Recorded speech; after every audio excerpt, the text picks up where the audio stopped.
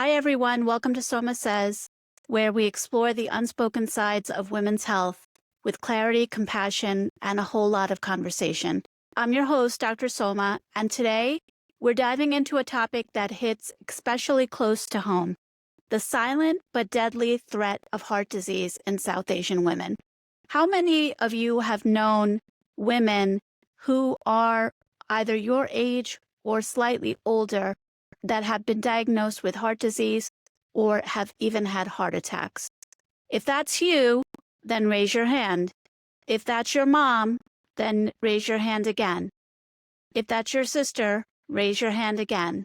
It is so prevalent that it is something that I feel passionate about addressing with each of my patients to assess and make sure that we do appropriate testing as well as prevention. Did you know that South Asians are 4 times more likely to have heart disease than the general population, and that this often starts earlier and progresses more aggressively in women? We're going to explore why this happens, what the signs are, how culture plays into it, and most importantly, how you can advocate for your own heart health or support someone you love. Let's start with the big picture. South Asians, particularly those from India, Pakistan, Bangladesh, Sri Lanka, and Nepal, have a genetic predisposition to insulin resistance, abdominal obesity, and dyslipidemia, even at lower BMIs. But what is less known is how often women go undiagnosed. For example, a South Asian woman with a BMI of 23 might be told she's quote-unquote normal weight, but her waist-to-hip ratio, LDL particle size, or insulin resistance could all still be dangerously elevated. We also metabolize carbohydrates differently, and many of our traditional foods, though delicious, are high in simple starches, and when combined with sedentary lifestyles and stress, this adds fuel to the fire. South Asian women face a uniquely high risk of heart disease, with research showing they are up to 4 times more likely to develop heart disease than the general population. And this risk often manifests earlier and with greater severity.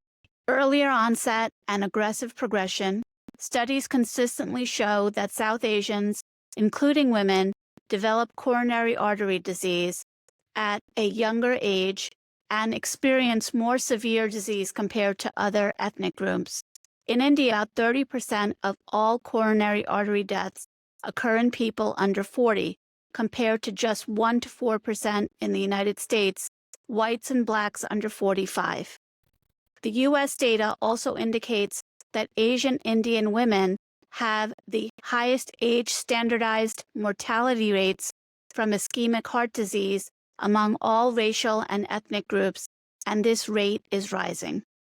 Traditional cardiovascular risk calculators such as the AHA, which is the American Heart Association, American College of Cardiology, pooled cohort equations often underestimate risk in South Asian women because they are not validated in this population.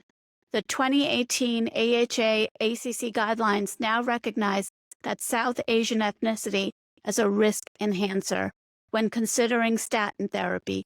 But even newer tools like the Q-risk and the JBS3 still tend to underestimate risk in women of South Asian descent.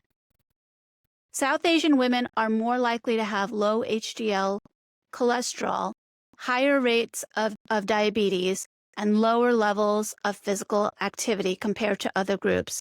These risk factors are compounded by social determinants such as migration, stress, socioeconomic status, and cultural dietary patterns.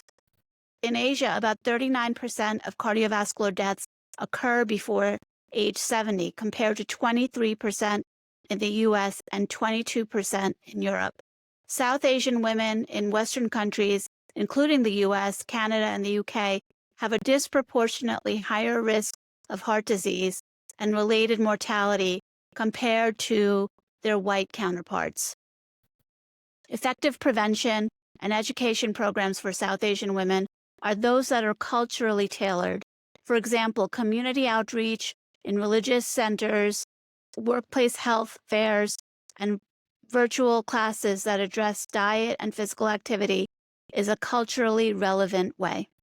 These findings underscore the urgent need for awareness, early screening, and prevention strategies for South Asian women who remain underrecognized and underserved in traditional cardiovascular risk models and public health campaigns.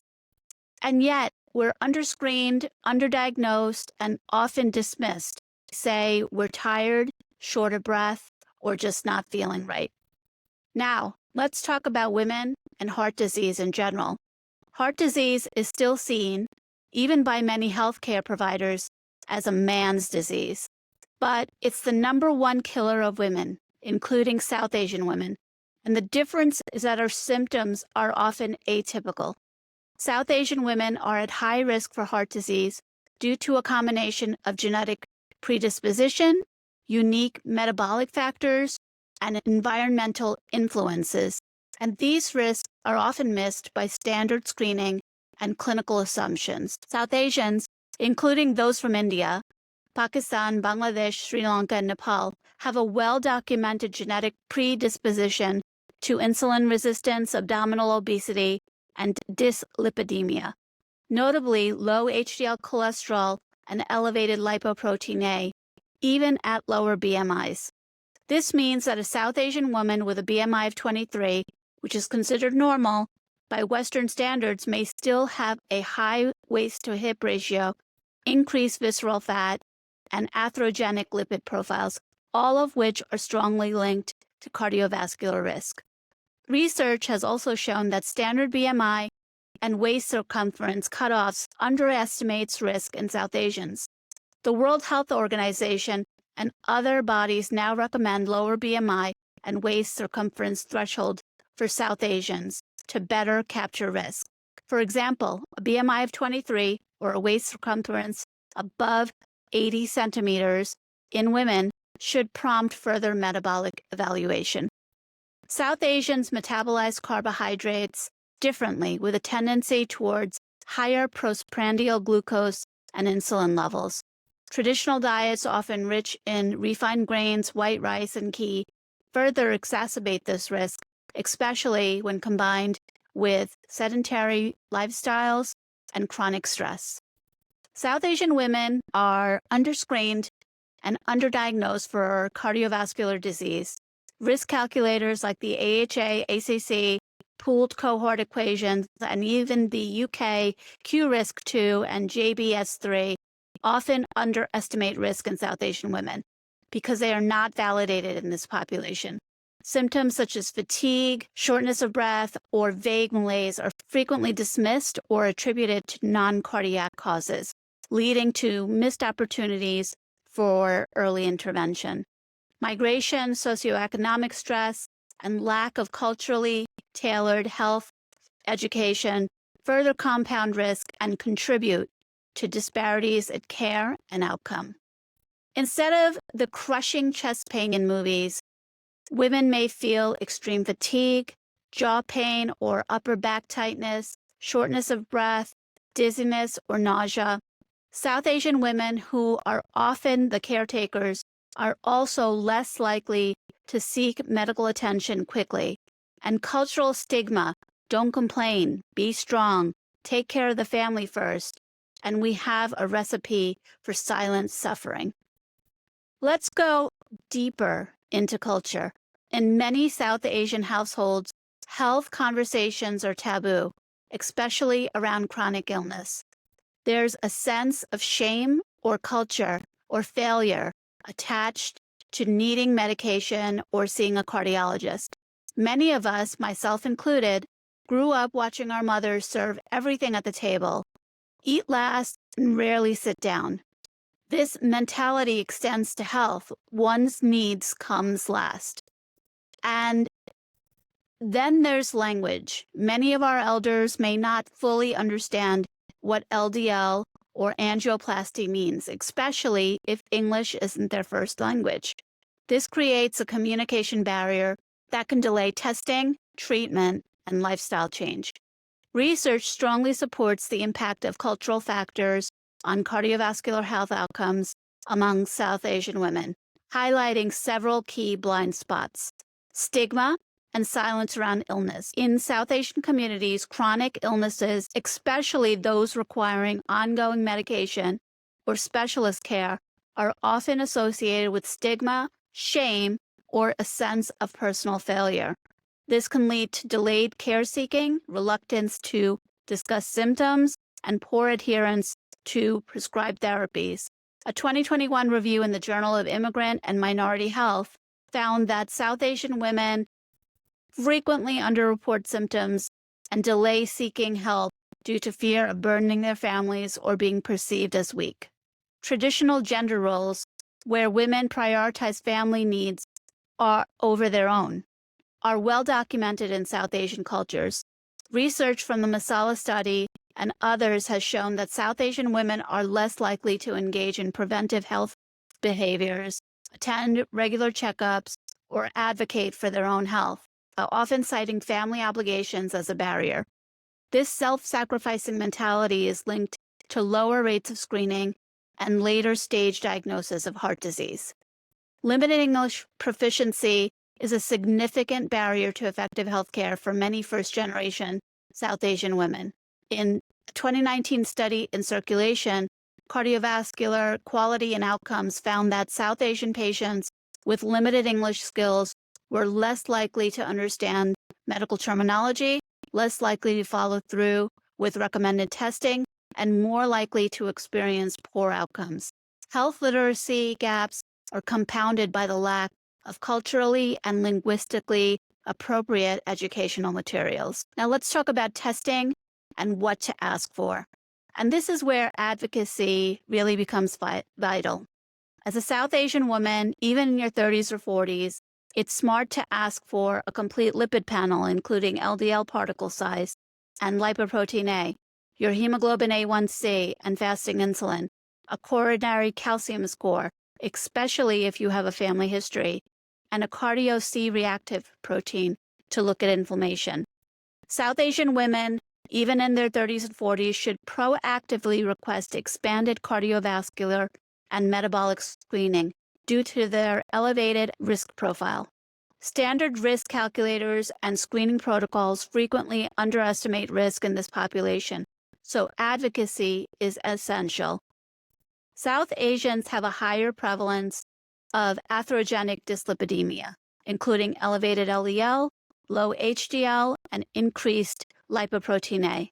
Even at lower BMIs, LDL particle size and lipoprotein A are not routinely checked, but are important, as small, dense LDL and high lipoprotein A are linked to early aggressive atherosclerosis in this group. Insulin resistance and type 2 diabetes develop at lower BMIs in South Asians and are often present before overt hyperglycemia. Early detection with A1C and fasting insulin can identify risk before standard glucose thresholds are crossed.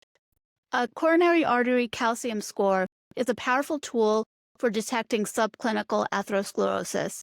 South Asians may have lower coronary artery calcium volume, but a higher number of calcified vessels, and early calcium score testing is recommended, especially with a family history of premature heart disease. Guidelines suggest considering coronary artery scores in South Asians at younger ages than the general population. High sensitivity cardio C-reactive protein is a marker of vascular inflammation and is often elevated in South Asians, reflecting increased cardiometabolic risk even when other markers are borderline. Many clinicians do not routinely order advanced lipid testing, coronary artery scores, or fasting insulin unless specifically requested, and standard risk calculators like the AHA, ACC, pooled cohort equations, the QRISK-2, the JBS3 underestimate risk in South Asian women. Early and aggressive risk factor identification is critical, as South Asian women often present with advanced disease at a younger age and with fewer traditional warning signs. The 2018 AHA-ACC cholesterol guidelines now recognize South Asian ethnicity as a risk enhancer for statin initiation. New Zealand and U.S. guidelines also recommend earlier screening for South Asians, with some suggesting starting at age 30 for men and 40 for women, or even earlier with family history or other risk factors. Many doctors may not routinely order these unless you push for them. I've had patients come in after being told, "You're fine," only to find early blockages or significant metabolic issues. Knowledge is power. Don't be afraid to ask. The good news? Prevention works, and it's never too late to start. Here's what's powerful for South Asian women. Prevention is effective for South Asian women at risk for heart disease, and research supports the power of culturally tailored lifestyle changes in improving cardiovascular risk factors. Regular physical activity, such as walking after meals, 30 minutes of moderate exercise daily, and strength training twice a week, has been shown to improve blood pressure, lipid profiles, and glycemic control in South Asian adults. Even modest increases in activity can yield significant benefits, especially when integrated into daily routines. Shifting the diet to include more plant-based proteins like lentils, beans, eggs, tofu, and lean meats, while reducing refined carbohydrates like white rice, roti made from white flour, and saturated fats like ghee, is associated with lower cholesterol and improved metabolic health. Diets rich in vegetables, fruits, whole grains, and healthy fats, such as those found in Mediterranean or vegetarian portfolio diets, are particularly beneficial for South Asians. Mind-body practices such as pranayama, which is yogic breathing, guided meditation, and gratitude journaling have been shown to lower cholesterol, reduce blood pressure, and improve overall being. These culturally familiar practices can be powerful tools for stress reduction and cardiovascular risk mitigation. Poor sleep is linked to increased insulin resistance, higher inflammatory markers, and greater cardiovascular risk. Prioritizing sleep hygiene is a critical, often overlooked component of heart health. Culturally tailored community-based interventions such as group classes, WhatsApp walking groups, or community health challenges have demonstrated improved dietary quality, increased physical activity, and greater self-efficacy among South Asian women.